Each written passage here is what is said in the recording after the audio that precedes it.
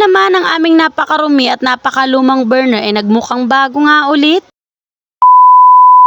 For today's video mga kumare ko ay samahan nyo nga kaming linisin nitong aming napakaruming super kalan dahil na nga rin sa katagalan. Alam nyo ba mga kumare ko, gamit nga lang itong baking soda at kalamansi ay talaga namang mapapaputinan nito ang aming napakaruming burner. Pag-usapang linis talaga mga kumare ko ay hindi talaga mawawala itong ating baking soda na pangmalakasan. Binuhusan nga namin dyan itong aming burner na napakarumi talaga ng napakaraming ang baking soda. Ang sinunod nga pala namin gawin dyan mga kumare ko, etong at kukuskusin nga namin ng kalamansi yung mismong may baking soda para nga makuskus din yung dumi ng ating burner. Sobrang tagal na rin kasi talaga nitong super kalan na ito sa amin mga kumare ko. Siguro nasa 6 na taon na nga or 7 taon na rin. Hindi naman kasi talaga maiiwasan na magkaroon nga ito ng mantsa mga kumare ko dahil syempre sa isang araw ay ilang beses nga tayong nagluluto kaya naman talagang nadumi rin talaga siya at nagkakaroon nga ng mantsa.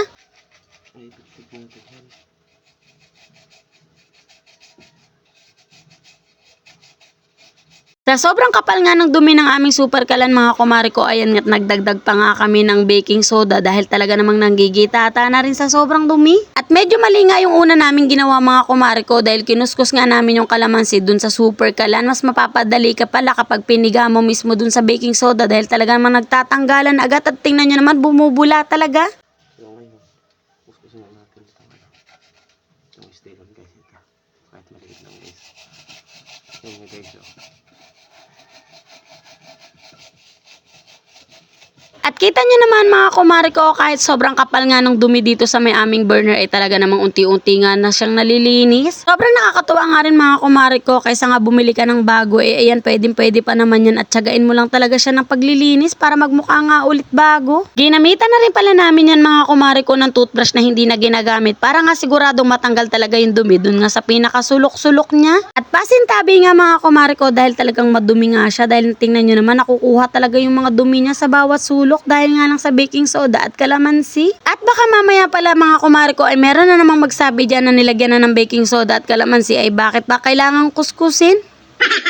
Siyempre mga kumare ko, napakarami niyang mantsa at napakarami nga dumi dun sa sulok-sulok kaya talagang kailangan mo rin siyang kuskusin pero hindi nga ganun kahirap dahil naglagay nga tayo ng baking soda at kalamansi. Basta nga may tiyaga ka lang ay maa-achieve talaga na magmukhang bago nga ulit ang iyong gamit o ang iyong burner. At ito na nga pala siya mga kumare ko, tingnan nyo naman kung gaano na nga kalinis at nagmukhang bago na nga ulit itong ating ilang taon na ngang burner. O diva, hindi mo na kailangan bumili ng bumili dahil pwede pang maging bago ulit yung mga gamit mo basta maparaan ka lang. So hanggang dito na lang muna mga kumare ko, sana po ay meron kayong kaunting natutunan sa video na ito. At kung nagustuhan nyo nga po mga kumare ko, pare-akat pa share na nga lang at kung hindi ka pa nga nakapalo sa page na to ay papalo na nga lang. Yun lang, salamat!